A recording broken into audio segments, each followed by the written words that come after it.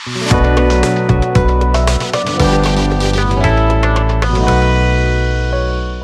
प्रिय विद्यार्थियों, अनुच्छेद के बाद दूसरे प्रकरण पर आते हैं। आज अनुच्छेद का प्रकरण हमारा पूरा हो चुका है और अनुच्छेद के अभ्यास में आपको 7 महत्वपूर्ण अनुच्छेद दिए गए थे। उसी श्रृंखला में आगे पाठ्यक्रम में देखते हैं व्याकरण के कुछ महत्वपूर्ण पाठ।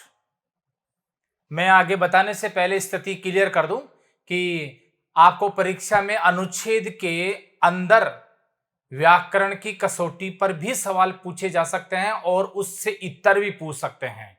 अनुच्छेद से बाहर भी पूछा जा सकता है और अनुच्छेद के अंदर भी। यानी कुल मिलाकर बात यह आती है कि अनुच्छेद को माध्यम मानकर या अनुच्छेद को माध्यम नहीं मानकर व्याकरण भी आपके पाठ्यक्रम में है।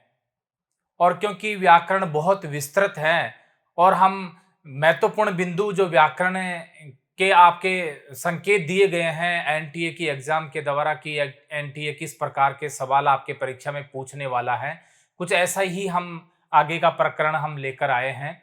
आज हम देखेंगे कि किस प्रकार से व्याकरण के कुछ महत्वपूर्ण बिंदुओं को हम देख लें ताकि परीक्षा में उनको हम हल कर सकें।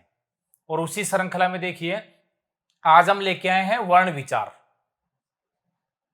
वर्ण विचार बहुत महत्वपूर्ण बिंदु है और हिंदी व्याकरण की शुरुआत यहीं से मानी जा सकती है।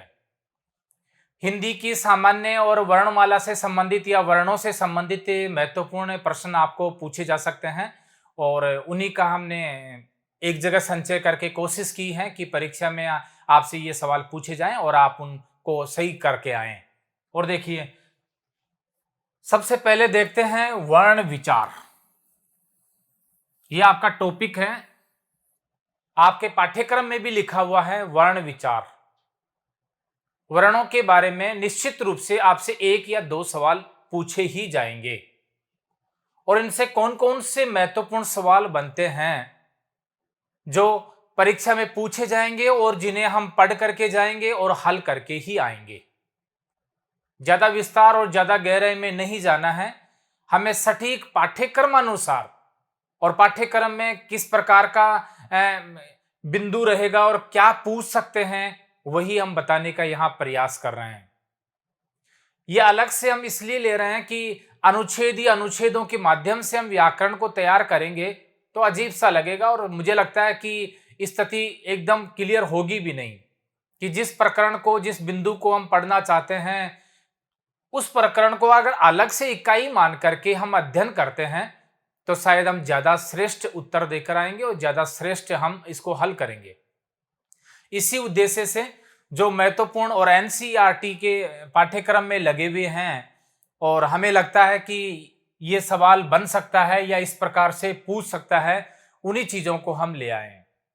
अनावश्यक विस्तार नहीं दिया है। देखा जाए तो हिंदी का और व्याकरण का एक एक प्रकरण इतना विस्तार से पढ़ाया जा सकता है कि उसमें कई महीने, कई समय लग जाएगा। लेकिन हमारे पास समय क्योंकि ज्यादा नहीं है, हम कम समय में अधिक अंक कैसे प्राप्त करें, कुछ ऐसी ही रणनीति लेकर के आपकी ये कक्षा आज से ये व्याकरण के रूप में शुरू की जा रही है। और देखिए, वर्ण विचार। सबसे पहले तो ये जान लें कि वर्ण होते क्या हैं। भाषा के संदर्भ में सभी भाषाओं के वर्ण अलग अलग होते हैं। जैसे अंग्रेजी के वर्ण अलग होंगे, हिंदी के अलग होंगे और किसी उर्दू फारसी के वर्ण अलग होंगे और उन्हीं को मिलाकर के शब्द बनेंगे और शब्दों का निर्माण करने के बाद ही आगे उसकी भाषा तैयार होगी या उसके वाक्य तैयार होंगे, उसका एक प्रकरण तैयार हो जाएगा। तो सबसे छोटी इकाई से हम शुरुआत करते हैं वर्ण से।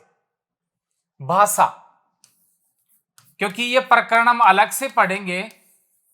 भाषा का उद्भव कैसे हुआ, उसका किस प्रकार से विकास हुआ, उसके लिए कौन कौन सी विशेषताएं हमारी भाषा ग्रहण करती हैं और किस भाषा से ये निकल के आई हैं और इसका किस रूप में इसका विकास होता रहा, ये अलग प्रकरण है। हम उस प्रकरण की बात नहीं करके हम केवल व्याकरण की कसौटी की बात करेंगे, वर्ण। और जहां वर्ण का विचार करते ही भाषा का नाम हमारे सामने आता है तो सबसे महत्वपूर्ण बात है भाषा की सबसे छोटी इकाई क्या है। हिंदी नहीं, सभी भाषाओं की सबसे छोटी इकाई वर्ण नहीं है, केवल ध्वनि है। ध्वनि। अगर आपसे सीधा ही पूछा जाए कि हिंदी भाषा की सबसे छोटी इकाई कौन सी है, तो आपका उत्तर होगा ध्वनि। अगर उसने ये नहीं कहा कि मौखिक या लिखित, तो उत्तर ध्वनि है। और जब आपसे ये कहा जाए कि भाषा की सबसे छोटी लिखित इकाई कौन सी है, तब आपका उत्तर वर्ण हो जाएगा। और अगर आपसे पूछे भाषा की सबसे छोटी इकाई मौखिक रूप में कौन सी है, तब ध्वनि है। देख लीजिए आप खुद अपने आप में कि हम भाषा को सीखने के लिए सबसे पहले हमें ध्वनि की आवश्यकता होती है। चिन्ह तो है, लेकिन चिन्हों के लिए निश्चित ध्वनि। इसलिए मौखिक रूप में भाषा की सबसे छोटी इकाई होगी ध्वनि, लिखित रूप में होगी वर्ण। और उसी के देखिए सबसे पहले परिभाषा। कई बार विकल्प में यही दे देते हैं कि इसी परिभाषा को घुमाया जाएगा और आपको इस प्रकार से दिया जाएगा, मौखिक भाषा की सबसे छोटी इकाई ध्वनि है। यहां यह महत्वपूर्ण है और थोड़ा सा ही अंतर है, बाकी परिभाषा बाकी पंक्तियां शब्द वही रहेंगे, मौखिक ये महत्वपूर्ण है। और जहां मौखिक आ गया वहां ध्वनि आएगा, यानी कि भाषा की मौखिक रूप में सबसे छोटी इकाई ध्वनि है। और इसी बात को अगर दूसरे प्रकार से कहें कि भाषा की सबसे छोटी इकाई लिखित रूप में कौन सी है, लिखित, अब आपका उत्तर बदल जाएगा, ये नहीं रहेगा लिखित लिखने में, तब आपका उत्तर हो जाएगा वर्ण। याद रखेंगे आप इस बात को, कभी गलत नहीं करेंगे, इसको रेखांकित कर लें, मौखिक। और देखिए आगे लिखा है लिखित भाषा की सबसे छोटी इकाई वर्ण है। सारे शब्द वही हैं, यहां केवल लिखित लिखा था और यहां पर केवल मौखिक लिखा था, और आपका उत्तर बदल गया है।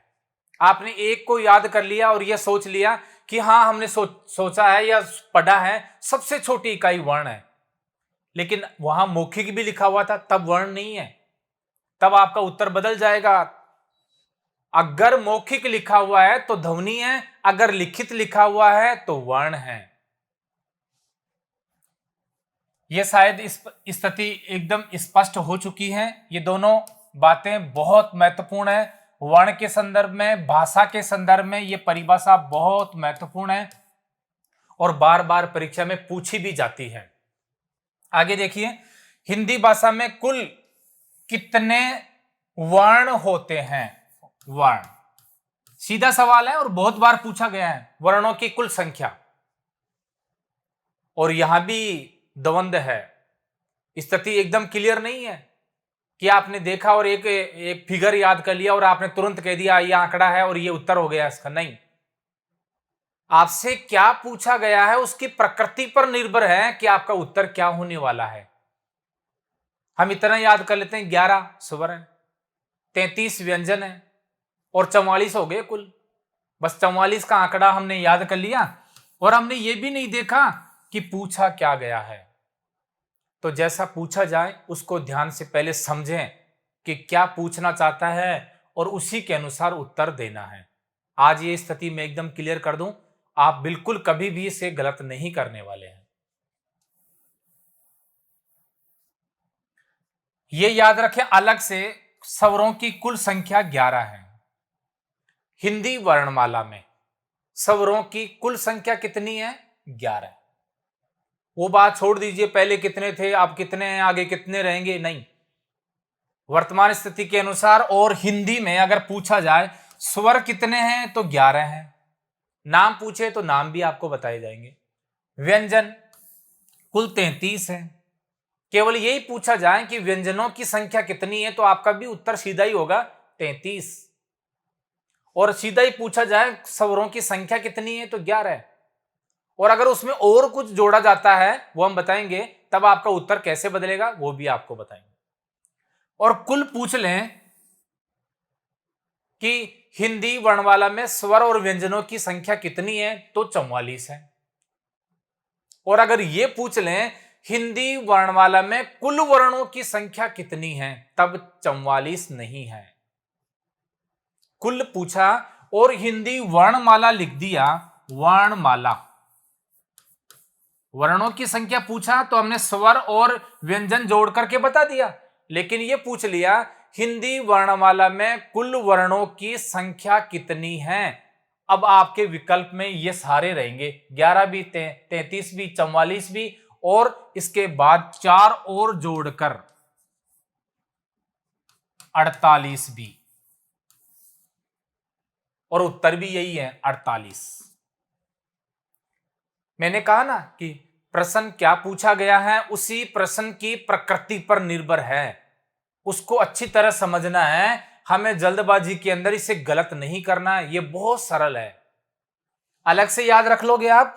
स्वर 11 है, व्यंजन 33 है, इन दोनों को जोड़ें तो 44 होते हैं। जब पूछा जाए स्वर और व्यंजन कितने हैं तो 44 हैं।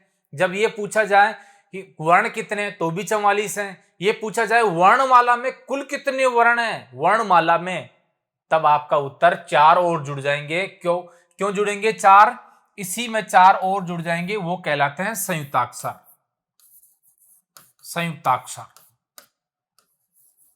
यानी संयुक्त अक्षर, उसको अलग रखा गया है, न स्वर में रखा गया है न व्यंजन में रखा गया है, इसलिए वर्णमाला में तो वर्ण का स्थान ले रहे हैं ना।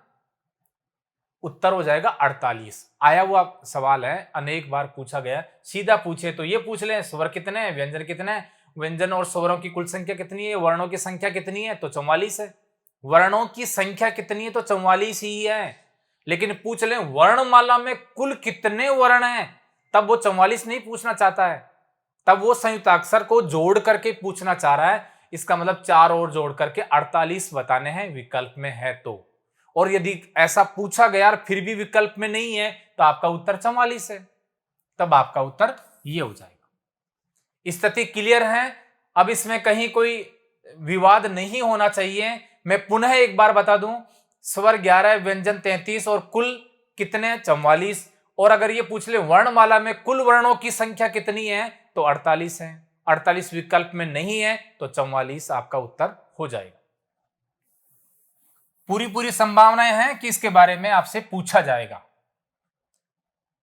परिभाषा हमारी हो चुकी है, लिखित और मौखिक दोनों रूपों में। इनकी संख्या का ज्ञान हमें हो चुका है और संयुक्ताक्षर का ज्ञान भी हमें हो चुका है। हमने संयुक्ताक्षर के बारे में भी बता दिया है। संयुक्ताक्षर को वर्णों में जोड़ करके कुल संख्या पूछें तो आपको इस प्रकार से बता देना है। अब पूछते हैं प्रकार कि वर्ण कितने प्रकार के होते हैं, वर्णों के प्रकार बताइए। तो केवल 2 प्रकार हैं। कौन कौन से हैं? नंबर 1 स्वर और नंबर 2 व्यंजन। नाम पूछे तो ये लीजिए, 2 के समूह से क्या बन जाएंगे आपके? वर्ण बन जाएंगे। यानी वर्ण में क्या होते हैं? या तो होंगे स्वर या होंगे व्यंजन। अब इनकी गहराई में आगे नहीं जाना है कि स्वर किसे कहेंगे, व्यंजन किसे कहेंगे। और सीधी सी बात यह है, जिनके बोलने में समय कम लगे स्वर हैं, जिनके बोलने में समय अधिक लगे व्यंजन है। स्वर स्वतंत्र होते हैं, व्यंजन स्वतंत्र नहीं होते हैं। प्रत्येक व्यंजन में स्वर की ध्वनि छिपी रहती है या स्वर भी होता है, उसमें हलंत लगाकर उसको पृथक किया जाता है, आदि बातें। लेकिन वर्ण की संख्या पूछे, प्रकार पूछे तो वर्ण 2 प्रकार के होंगे। नाम पूछे तो स्वर और व्यंजन। फैक्ट है और इसको इसी रूप में आप याद रखें। अब पूछ लें स्वर कौन कौन से हैं तो उनको भी याद रखने हैं। 11 संख्या है, 11 कौन कौन सी है? खूब पढ़ा आपने बचपन में, ए, आ, ई, उ, री, ए, ऐ, ओ, औ। कुल 11। ये लीजिए 11 हो गए कुल। अब कई बार ये भी पूछ लेते हैं कि ह्रस्व कौन से हैं और दीर्घ कौन से हैं, तो आपको ये भी अलग से पहचान रखनी है। निश्चित रूप से बहुत महत्वपूर्ण बन जाता है कि ह्रस्व स्वर कौन से हैं और दीर्घ स्वर कौन से हैं, तो उनके लिए भी आपको अलग से देखो। केवल ह्रस्व स्वरों को याद रख लोगे, दीर्घ स्वर बाकी शेष जो रह जाएंगे वही आपके उत्तर होंगे। स्वरों के भेद, और पहले देखते हैं ह्रस्व। ए, ई, उ और री, केवल 4 ह्रस्व स्वर है। ए, ई, उ और री क्रमशः ही है जो आप शायद याद रख लेंगे। अपनी वर्णमाला में इसी क्रम में ये होते हैं और उसी क्रम में याद रखें, एक बार देखने से याद हो जाएगा। ए ई उ ये भी छोटे हैं दोनों, और री 4। और ये पूछेंगे दीर्घ कौन से हैं, तो सीधी सी बात है, इनको हटा करके जो बचेंगे, जो शेष रहेंगे 11 में से 7, वो क्या है, दीर्घ है। तो आपको केवल ह्रस्व स्वर याद रखना है कि ह्रस्व ये हैं, बस दीर्घ अपने आप ही, बाकी शेष रहे 7 वो हैं। अगर संख्या पूछ लें ह्रस्व स्वर कितने हैं तो 3, और दीर्घ कौन कितने हैं तो 7 है, क्योंकि जोड़ लगा लेना आप, कुल कितना हो रहा है, 11 हो रहा है, और हमें पता है कुल 11 होते हैं। अलग अलग प्रकार से, अनेक प्रकार से कई सवाल इसमें बन सकते हैं और आपसे पूछा जा सकता है। आगे देखिए, वो तो हो गई स्वरों की बात, और जहां तक मैं समझता हूं कि स्वर का हमारा जो बिंदु है वो क्लियर हो जाना चाहिए। स्वर 2 प्रकार के हैं, ह्रस्व और दीर्घ। ठीक, ह्रस्व में है 4 और दीर्घ में है 7, और कुल पूछे तो कितने हैं, 11। तथ्यात्मक है और सीधे ही है, इनको इसी रूप में आप याद रख लेंगे। अब जितना महत्वपूर्ण सवाल स्वरों से बनता है, उतना ही महत्वपूर्ण व्यंजनों से भी बनता है। व्यंजन कुल संख्या पूछे हैं 33 है, और ये पूछ लें कि संयुक्ताक्षर सहित कितनी है तो जोड़ दो, संयुक्ताक्षर को भी इसमें जोड़ करके आपको बता देना है, पूरी आपकी वर्णमाला बन जाएगी इस प्रकार से। दूसरा महत्वपूर्ण सवाल बनता है कि कितने प्रकार के होते हैं। व्यंजनों को प्रकार बांटा गया है और अलग अलग प्रकार से बांटा गया है। अगर ये पूछें कि उच्चारण स्थान के आधार पर बताइए, तो ये लीजिए स्पर्श, और इस प्रकार से कुछ भी लिखा हुआ नहीं, और ये पूछें कि कितने प्रकार के व्यंजन होते हैं, तो आपका उत्तर हो जाएगा 3। कैसे, 1 1 और 1 बराबर 3। ये लीजिए स्पर्श, अंतस्थ और उष्म 3 प्रकार के व्यंजन होंगे। ये हम आगे देखेंगे, स्पर्श में कौन से आते हैं, अंतस्थ में कौन से आते हैं और उष्म में कौन से आते हैं। सवाल सिर्फ इतना ही था कि व्यंजन कितने प्रकार के होते हैं, तो आपका उत्तर भी इतना ही होना चाहिए, 3 प्रकार के होते हैं। और अगर सवाल यह है कि कौन कौन से हैं, तो इन 3 के नाम याद रख लेना, स्पर्श, अंतस्थ और उष्म, ये 3 प्रकार के व्यंजन होते हैं। अब सवाल बनता है स्पर्श व्यंजन कितने प्रकार के होते हैं, तो ये अलग से याद रखें। व्यंजन पूछे तो 3 प्रकार के हो गए, अब पूछ ले स्पर्श व्यंजन ही कितने प्रकार के होते हैं, तो 5 प्रकार के होते हैं। कितने प्रकार के, 5 प्रकार के, या यूं कहें कि इनके 5 वर्ग होते हैं, तो भी एक ही बात है। और वर्गों के अलग से नाम नहीं दिए गए हैं, उसी का जो पहला वर्ण है वही उसका वर्ग नाम हो गया है। जैसे कै वर्ग, कै वर्ग, और ये एक प्रकार ही हो गया है, पहला प्रकार ये है। और दूसरा प्रकार पूछे तो आप बता दोगे चै वर्ग, चै वर्ग। तो इस प्रकार से स्पर्श व्यंजन 5 प्रकार के होते हैं। ये बहुत सरल तरीका है याद करने का, बस इतना याद रखें, 5 प्रकार के होते हैं। कुल कितने हो गए, तो प्रत्येक में 5 होते हैं, 5 गुणा 5 बराबर कितने हो गए, 25। इनकी संख्या कितनी हो गई, 25। आप खुद ही निकाल लोगे, अलग से पढ़ने की तैयारी की आवश्यकता नहीं है, इसी में निकल जाएगा। अब 5 में ये पूछ लेते हैं कि कौन कौन से हैं, तो उनको भी याद रखना है।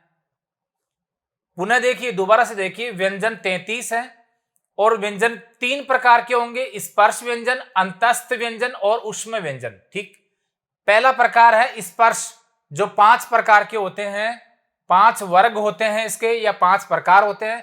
कौन कौन से हैं उनके नाम पूछे तो कंठ नंबर 1, नंबर 2 तालु, नंबर 3 मूर्धा, नंबर 4 दंत, और नंबर 5 अंतिम है ओष्ठ।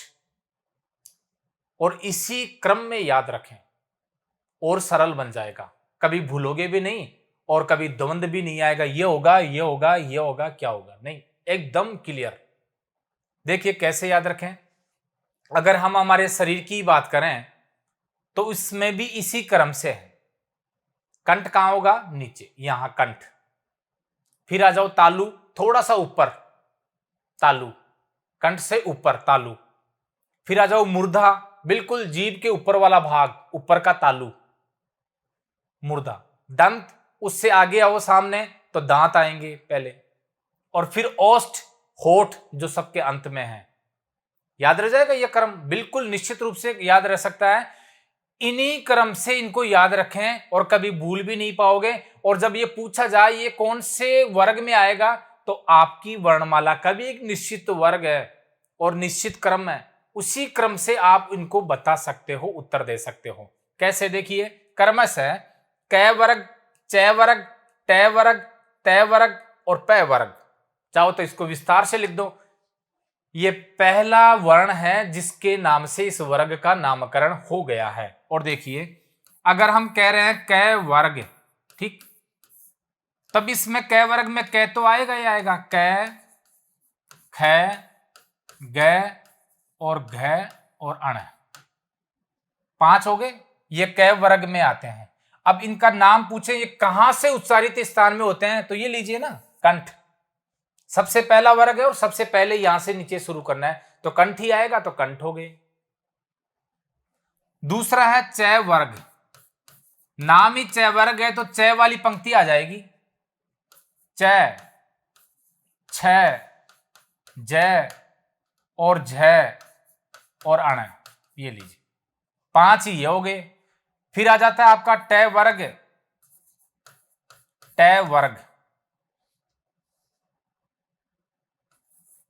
ट वर्ग, ट में ट तो आ ही गएगा, ट, ठ, ड, ड और अण, ये भी 5 है, इनका भी एक वर्ग बन गया। आगे देखिए त, त वर्ग, और इसमें भी त आएगा, त, थ, द, ध और न। फिर कौन सा वर्ग आ गया आपका? प वर्ग, प वर्ग। याद रखना, इनका नामकरण पहले वर्ण के आधार पर ही किया गया है। प, फ, ब, भ और म, ये भ है। अब इनकी संख्या देख लीजिए, आपको इतना अगर याद नहीं रहता तो अलग अलग देख लीजिए। 5 ये हैं, 5 ये हैं, 5 ये और 5 ये, 5 ये, कुल योग कर दीजिए 25 है। कभी नहीं भूलेंगे आप इसको, इस प्रकार से अगर याद रखेंगे। कैसे? कंठ, तालु, मूर्धा, दंत, ओष्ठ, कंठ, तालु, मूर्धा, कंठ, तालु, मूर्धा, और फिर आ जाएंगे बाहर दांत की तरफ। अब ये कंफ्यूजन हो जाएगा कई बार कि होठ पहले आएंगे दांत पहले आएंगे, तो देखो अंदर से अगर श्वास से वायु आ रही है तो पहले दांत को स्पर्श करेगी, होठ को करेगी? पहले दांत को करेगी, इसलिए दांत पहले, दंत और फिर ओष्ठ। और ये क्रम आपको याद हो गई, ये प्राथमिक कक्षा का था, वही वर्ग है, इसका वही नाम है। अब आपसे किसी भी वर्ग में किसी भी वर्ण को देख करके पूछा जाएगा ये कौन से वर्ग का है या इसका उच्चारण स्थान कहां से है, बता दीजिए। लो 25 तो आपको याद हो गए। किसके बारे में पूछा? इसके बारे में पूछ लिया, तो आप कहेंगे ट वर्ग। और ट कौन से नंबर पर आएगा? 1 2 3, तो 1 2 3 गिन लो, तो आप किस पर आएंगे? मूर्धा पर आ जाएंगे अपने आप। ये लीजिए, उसी में 3-4 बार बोल लो, कंठ तालु मूर्धा, कंठ तालु मूर्धा, दंत ओष्ठ, कंठ तालु मूर्धा, दंत ओष्ठ, और याद हो गया। निश्चित रूप से परीक्षा में सवाल पूछा ही जाएगा। आगे देखिए, यहां स्पर्श व्यंजनों की बात हो चुकी है। स्पर्श व्यंजन 5 है और प्रत्येक वर्ग में भी 5 होते हैं, इसलिए 25 इनकी कुल संख्या हो गई है। 3 उच्चारण स्थान है, कंठ, तालु, मूर्धा, दंत और ओष्ठ, और इनका ये वर्ग है। ठीक, दूसरा प्रकार था, ये पहला प्रकार था। दूसरा प्रकार है अंतस्थ। अंतस्थ व्यंजन कौन से हैं? सीधा सवाल भी पूछ सकते हैं, अंतस्थ व्यंजन कौन सा है, या फिर इनमें से एक देकर यह पूछ लेगा ये किस प्रकार के व्यंजन है, तो आपका उत्तर होगा अंतस्थ। य, र, ल, व, य, र, ल, व। 2 या 3 बार बोलोगे अपने आप याद हो जाएगा। य, र, ल, व। कौन से हैं? अंतस्थ हैं, अंदर ही अंदर बोले जाते हैं और अंदर ही अंदर इनकी ऊष्मा निकलती रहती है, इसलिए बोलते हैं अंतस्थ। बोलकर देखिए, य र ल व, तो ऐसे लगता है जैसे अंदर ही अंदर वायु है ना, वो इधर उधर भग रही है या फिर कंपन सा कर रही है, तो अंतस्थ, अंतस्थ कहते हैं, य र ल व, इसलिए इनका नाम रख दिया गया है अंतस्थ। इनकी संख्या पूछें कितनी है तो गिन लो, 1 2 3 4, अब इनकी संख्या हो गई 4। स्पर्शों की संख्या कितनी थी? 25। अंतस्थ की संख्या कितनी है? 4। तीसरा प्रकार में आ जाए उष्म। उष्म व्यंजन कौन से हैं? तो उष्म व्यंजनों को देखिए, स श और है। संख्या कितनी हो गई? कुल 4। इन्हीं क्रम में इनको याद रखें। कई बार ये भी पूछ लेते हैं कि स जो है 3 प्रकार से हैं और इनका सही क्रम कौन सा है, तो ये लीजिए, यही क्रम है आपका। सबसे पहले ये है, उसके बाद ये, और उसके बाद ये। लगता होगा कि सबसे पहले ये आना चाहिए, जो सबके लास्ट में आखिर में आएगा। सबसे पहले नंबर 1, नंबर 2 और नंबर 3, ये भी पूछा गया परीक्षा में। और फिर अंत में एक और आ जाएगा है, और ये चारों मिलकर कहलाएंगे उष्म व्यंजन। उष्म व्यंजन, क्योंकि इनका उच्चारण करने से उष्मा आती है। और प्राचीन हमारे ग्रंथों में भी जब उष्मा का सर्जन किया जाना होता था तो इस प्रकार के वर्णों से श्लोक बनाए जाते थे, ठंड से बचने के लिए या ठंड से निजात पाने के लिए आदि के लिए। इसलिए इनका नाम भी क्या पड़ गया? उष्म व्यंजन। इनकी संख्या 4 है। कौन कौन से हैं? स श श और है, ये 4 संख्या हो गई। व्यंजन 33 हैं और उनके 3 प्रकार हैं। तीनों प्रकारों के नामोल्लेख सहित, संख्या सहित हमने देख लिया है। अब आप खुद देख लीजिए कितने सवाल बन सकते हैं, अनगिनत, बहुत ज्यादा बन सकते हैं। डायरेक्ट पूछे तो संख्या पूछ लें, नहीं तो ये किसी को वर्ण देकर पूछें ये किस वर्ग में आएगा या ये किस प्रकार का वर्ण है, या फिर ये नाम देकर पूछ ले अंतस्थ व्यंजन इनमें से कौन सा है, बाकी दे देंगे, एक इनमें से ले लेंगे। तो आपको छांटना है। आपको लगे कि ये स्पर्श है तो ये तो नहीं हो सकता, ये उष्म है ये भी नहीं हो सकता, और इसका पता नहीं है इसलिए ये हो सकता है।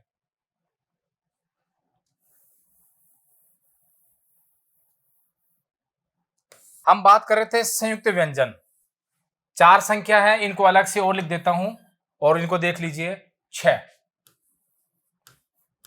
इसकी रचना हुई है कै, श और ऐसे। बिल्कुल एकदम याद रख लीजिए, कैसे भी बार बार रिपीट करके या कैसे भी करके एक बार स्थापित करके। त्रै, तय हलंत, र हलंत और ए स्वर है, और है ज्ञ, ज्ञ, जय, अण और ए, और एक है स्र, स हलंत, र हलंत और ए। अब देखिए इनको, आपसे परीक्षा में क्या पूछ सकता है? वो आपसे पूछ सकता है कि 6 का सही विस्तार है, तो आपको उल्टा पुल्टा कर देगा, इसका दूसरा दे देगा, तो आपको देखना है। चाहो तो अंग्रेजी में भी कई बार कई लोग क्या करते हैं कि अंग्रेजी बना करके याद रख लेते हैं। जैसे 6 लिखना है तो KSH लिखेंगे, इसके लिए KSH। क्यों? क के लिए K और ये स है इसलिए SH। इस प्रकार से भी त्रै है, TR आता है, R पूरा है, हलंत लगने के बाद ए और लिख दिया है, तो इस प्रकार ज्ञ है, ये जय है, जय, जय हलंत और अण हलंत और फिर ए पूरा है। ऐसे ही श्र है तो स, ये वाला स आएगा। कहीं आप वो दूसरे वाला स नहीं समझ जाएं, षटकोण वाला या सांप वाला नहीं समझ जाएं, ये इसी प्रकार शंकर वाला स इस प्रकार से ये आएगा। हाँ, इतना जरूर याद रखना कि कई बार क्या होता है कि ये ए लिखते ही नहीं है और फिर पूछा जाएगा तो आप सोचोगे 3 होते हैं, ये कहां गया? तब क्या किया जाएगा, यहां पर ये जो हलंत लगी हुई है इसको हटा दिया जाएगा। एक ही बात है ना, इसको ऐसे लिख दो या फिर ऐसे लिख दो, दोनों बात तो एक ही है। तो इतना सा आपको ध्यान रखना है। आगे देखिए, ये हम व्यंजनों की बात कर रहे हैं। और ये लीजिए, सबसे महत्वपूर्ण बात आ गई। हालांकि अलग से मैं आपको महत्वपूर्ण प्रश्नों की पीडीएफ अलग से उपलब्ध करा दूंगा और अलग से आप उस पीडीएफ को एक बार पढ़ेंगे और पढ़ते ही याद हो जाएगा, लेकिन वो तभी आपके लिए अच्छी साबित होने वाली है जब आपने कक्षा को ध्यान से पढ़ा है। उसके आधार पर ही आप उसको तैयार करेंगे। और मैंने कोशिश की है कुछ सवाल बनाने की कि आपके मन में यही उठ रहा होगा बार बार, किस प्रकार के सवाल परीक्षा में आएंगे। हमने इतना विस्तार से इसको पढ़ा तो है, लेकिन पूछा कैसे जाएगा वो मैं आपको बता देता हूं। विकल्प मैंने नहीं दिए हैं और सीधे तौर पर ही दिया है कि आपको इनका ज्ञान होना चाहिए। विकल्प कुछ भी हो, किसी प्रकार का हो, उत्तर एक ही रहेगा और उस उत्तर तक आप कैसे पहुंचेंगे। और देखिए, आप खुद भी अपना परीक्षण कर लीजिए। अभी जो पढ़ाया है उसी में से देखिए, हिंदी वर्णमाला में कुल वर्णों की संख्या है और आपके सामने विकल्प दे रखे हैं 11, 33, 44 और 48। आपका उत्तर एक होगा। चार विकल्प हैं, 11, 33, 44 और 48। मैंने पहले ही कहा था जब पढ़ाया था कि इसको ध्यान से समझना, क्या पूछना चाहता है। तो इसमें महत्वपूर्ण बात आ गई वर्णमाला, और 48 विकल्प में है तो आपका उत्तर हो जाएगा ये, क्योंकि इसमें संयुक्ताक्षर भी जोड़ दिए गए हैं वर्णमाला में। अगर ये पूछते हैं वर्ण कितने हैं तब आपका उत्तर ये हो सकता था, लेकिन अब उत्तर है ये। क्लियर? आगे देखिए, मूल स्वर कौन से हैं? शायद मैंने बताया नहीं उस संदर्भ में। अब देख लीजिए मूल स्वर कौन से हैं। ह्रस्व स्वर ही मूल स्वर है, ह्रस्व स्वर ही मूल स्वर है। अब इनके नाम पूछे तो बता दो। ए, ई, उ और री कितने हुए? 4। कितने सवाल बन सकते हैं? अनगिनत।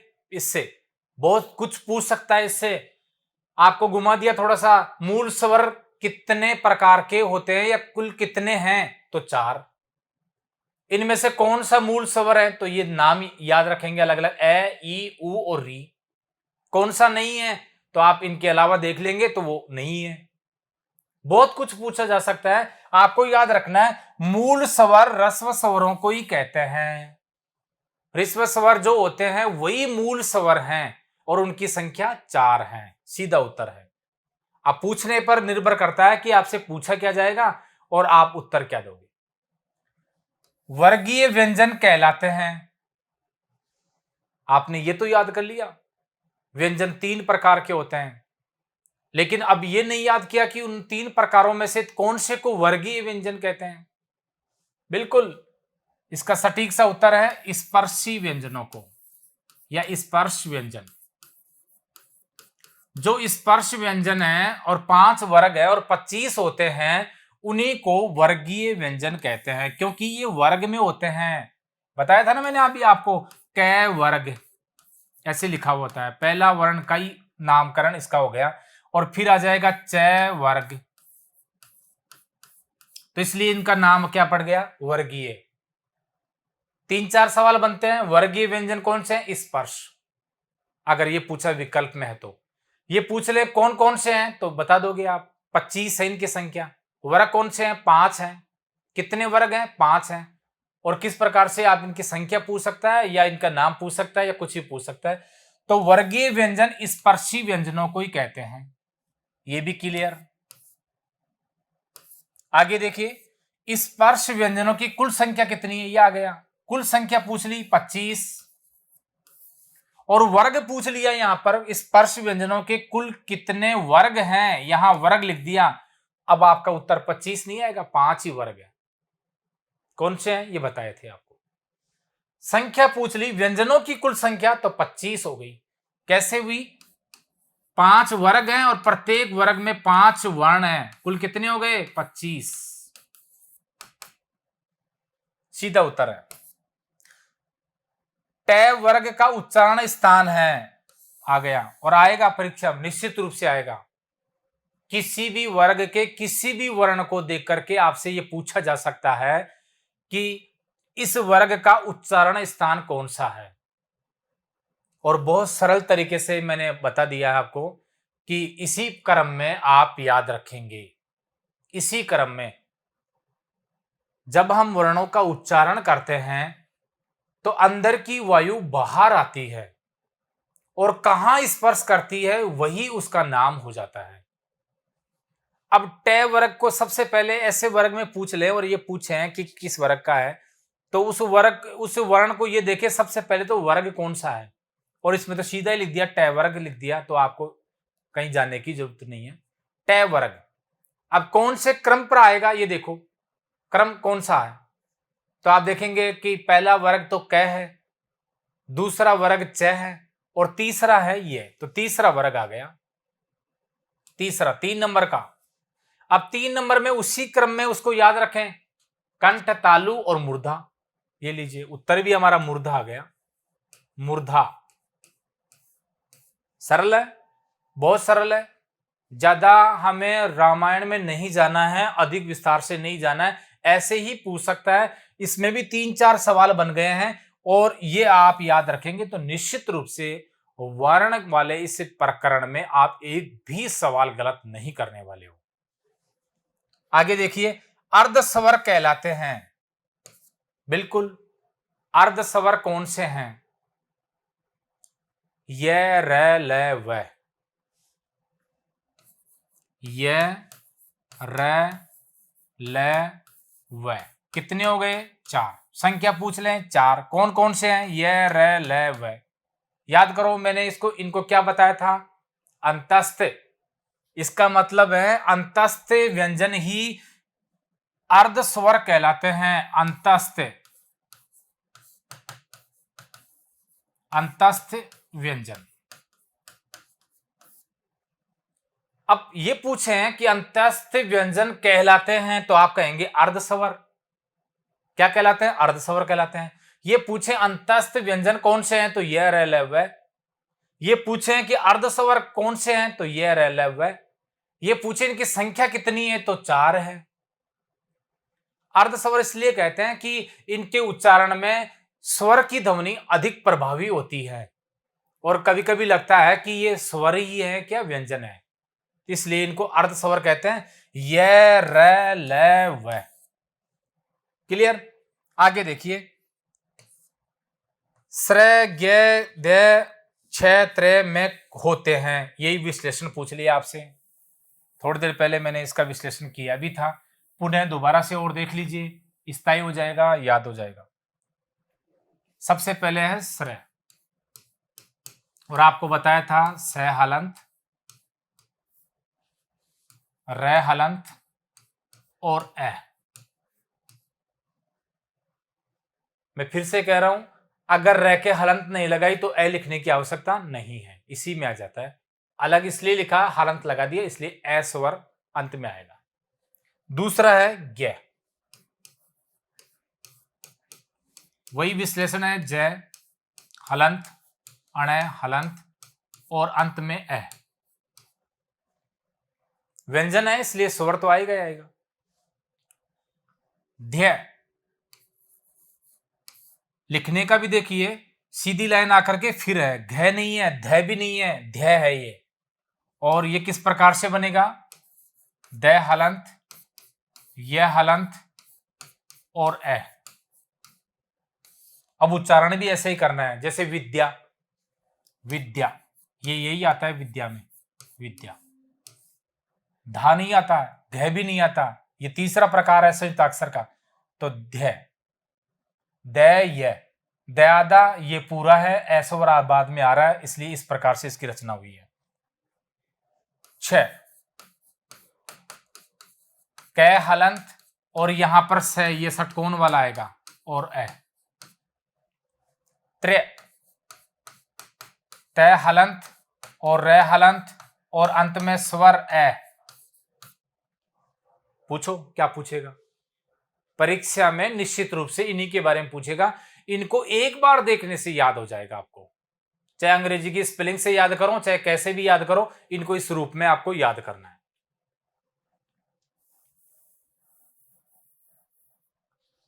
और आखिरी सवाल है, अयोग वह कौन से हैं? हो सकता है पहली बार सुना है कि ये क्या होता है, लेकिन याद रह जाएंगे। अंग अह,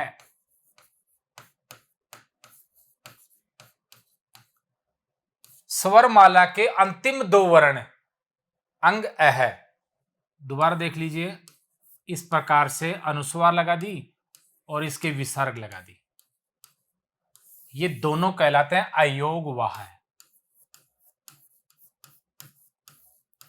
अयोगवाह, ये लीजिए। ये कुछ महत्वपूर्ण, मुझे लगा कि ये महत्वपूर्ण हो सकते हैं, इसको मैंने अलग से एक स्लाइड में लिया है। इनको आप महत्वपूर्ण मान करके याद रखेंगे। और वर्ण विश्लेषण, जो वर्ण विचार का हमारा प्रकरण है, ये अभी पूरा नहीं हुआ है, इसके लिए और कक्षा की आवश्यकता रहेगी। आगे वाली कक्षा में इससे आगे वाली कड़ी, इतना अगर आप समझ लेते हैं और पढ़ लेते हैं तो इससे आगे वाली कड़ी इससे जोड़ करके हम फिर देखेंगे। यकीन मानिए, वर्ण विचार से जो भी सवाल पूछे जाएंगे और पूछे ही जाएंगे, वे हमारे निश्चित रूप से सही होने वाले हैं। वे बिल्कुल हम गलत नहीं करेंगे, उनको हम और अच्छे से तैयार कर लेंगे। ऐसे ये महत्वपूर्ण मान करके इनको देख लेंगे। वर्ण विचार के बारे में आगे क्या आएगा और किस प्रकार से आपसे सवाल पूछे जा सकते हैं, उन्हीं को महत्वपूर्ण मानकर और उनको हम अधिक महत्व देकर के उस प्रकरण को इस हिसाब से हम पढ़ रहे हैं। ठीक है, आज के लिए इतना ही है। कल फिर आएंगे नई क्लास और इसी का विस्तार लेकर के। धन्यवाद।